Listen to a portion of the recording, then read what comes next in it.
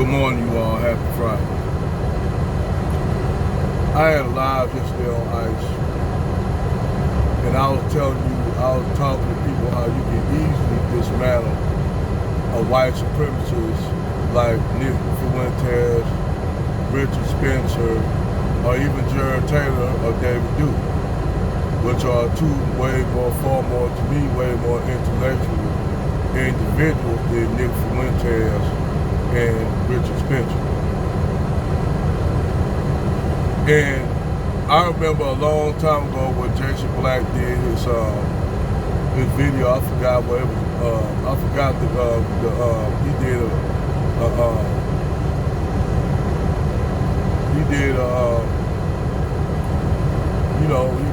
I guess it wasn't a video, but he was talking to Jared Taylor. And I noticed how he was basically had Jared Taylor on the ropes in the debate, because everything, the way he came to Jared Taylor, he dismantled all Jared Taylor's talking points right there in front of him, all his white supremacist talking points. And when you do that to a white supremacist, you put them on the ropes where they have to actually find a way to justify or come up with another way of debating you, because now you got them on the ropes. If you pay attention to how Ibrahim Traore destroys them in the debates, when you're a man that knows history, you can destroy anybody when you know the truth. When you know the truth, you can destroy anybody in a debate. Because if you listen to Jared Taylor and all these white supremacists, everything they know and taught was based upon lies. Because the whole white supremacist system is a lie, it's a fallacy in and of itself. It's a fallacy.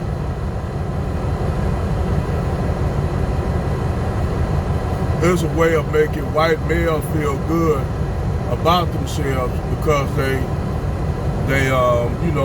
have an inferiority complex with themselves, so they have a need to be superior. And their whole idea of being superior is they going around conquering everybody, taking their land, taking their resources, and basically trying to remove those people. And you seen it, like for instance, let's take ancient Egypt, or ancient Kemet. I don't call it Egypt, but we're gonna say ancient Kemet. So what they want you to do is think that somehow these white people came down to hot-ass Africa and built this civilization, this magnificent civilization, which the historical records don't show it came from that. So they always got to push this whole narrative that the people that built ancient Kemet were basically, they came from the Levant, went all the way down there to the low upper Egypt, and built the civilization. Now you have between the Levant, you already got two river systems. You got the Tigris and the Euphrates, right there. And see, they don't want you to even know that the ancient Akkadians and Sumerians were an African civilization. That actually all that sprung off of ancient Kemet. They want you to think that Sumeria was older than ancient Kemet. Actually, ancient Kemet or Egypt are actually younger. The oldest civilization in that region, they digging it up down there in lower and upper Egypt. And not only that, they finding out that these people that built it came from further south. They migrated up the Nile. So now they find the further south they go, damn near going into Nubia, into Sudan. They finding that the structures are older. So you mean to tell me all these Lebanese people came all the way from Lebanon to build ancient Kemet, therefore to build a civilization, and it was already people there? So now you turn their argument into a lie and a fallacy. And see, the thing is, they've been covering up everything they show you, they put in the forefront is stuff that was built during the Ptolemaic rule of Egypt. During the Ptolemies, after Alexander conquered Egypt from the Greeks. By that time, all the civilization of ancient Kemet was down in the south, down in Nubia, down in Kush. They still kept a lot of the traditions alive, where the traditions in the north, due to the conquest of the Persians, the Babylonians, all these people came in to invade Egypt. Now, people say, well, if it was black people in Egypt, they built it, why ain't no black people? There's still black people in Egypt. They just marginalized, like everywhere y'all white people go, y'all are lighter skinned people go, they marginalize the darker skinned people and they take over. Prime example, America.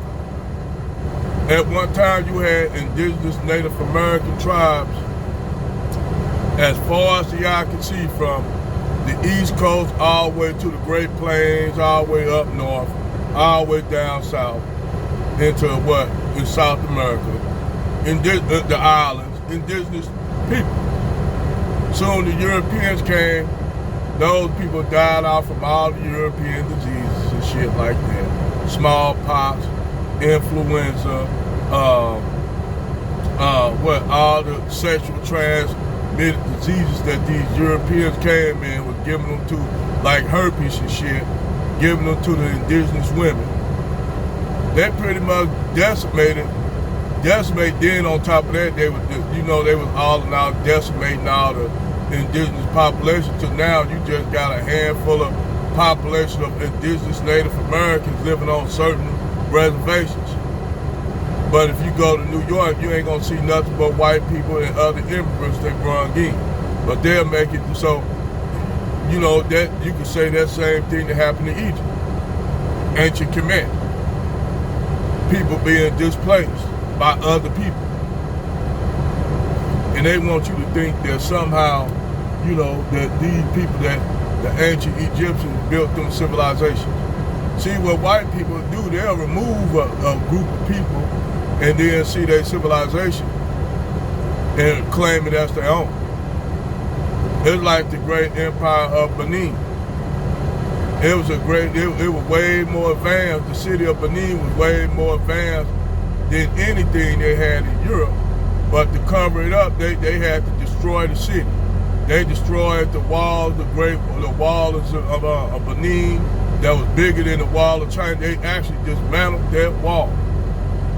These Europeans actually dismantled the wall, and certain things they kept as souvenirs for themselves, like them big old bronze pillars that they have over there in London. And the government still asks, I think the country of Benin still asking for them back, and the British won't even give it back. Just like the royal jewels that they done stole from India, the Indian government been asking the British for years to give back. The Europeans will not get them back. And white people have the nerve and audacity to call somebody a thief when y'all Peckerwood crackers the biggest goddamn thieves on the planet. The biggest goddamn thieves on the planet. And the funny thing is, their pathology is beyond man, it's beyond imagination how white people pathology is, particularly white men.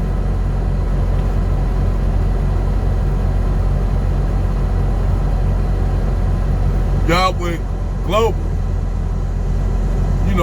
basically forcing people to trade with y'all. Hell, y'all went over there to the sea, the Bay of Kyoto in Japan, and forced the Japanese to trade with y'all. We call it gunboat diplomacy. They went firing cannons over the Japanese. That's how the white men did shit when they forced you to trade. They just come in, shoot at your cities and shit, and force you to open up to them. This how this white man did, no matter where he went to, whether it be on Africa, whether he went to Asia. He did everything he had to do. He had to force motherfuckers to trade with him. Other than that, he wouldn't get no trade.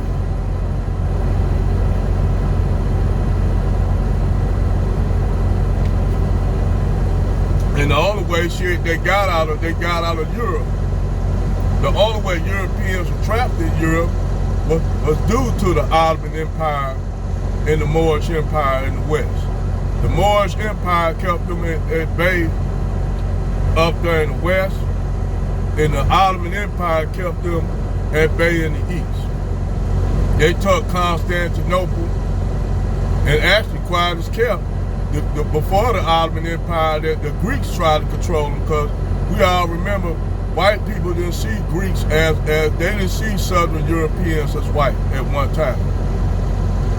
And all the civilization was, the closer you got to the south, everything came in contact with Africa, the more you see civilization.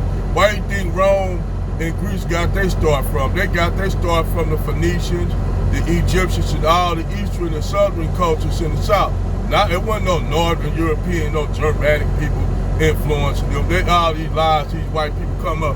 That's what come up with. That's why I say you can destroy a white supremacist argument easily, especially when it pertains to history, world history. But I digress.